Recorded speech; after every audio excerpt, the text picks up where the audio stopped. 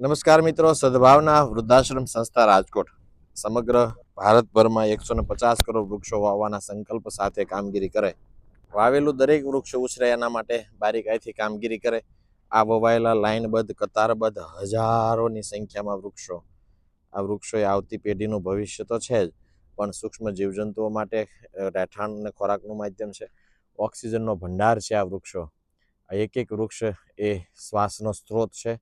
મારા ને તમારા આવતી પેઢીના સ્વાસ્થ્યસભર ઉજળા ભવિષ્ય માટે આ વૃક્ષો ખૂબ ઉપયોગી છે. ત્યારે આ પાણીના ટ્રેક્ટર અને ટેન્કર સાથે આ વૃક્ષોની માવજત કરવામાં આવતી હોય છે. એક એક વૃક્ષ વાવીને મોટું થાય એની સંપૂર્ણ જવાબદારી સાથે સદભાવના વૃદ્ધાશ્રમ વાવેતર કરી રહી છે.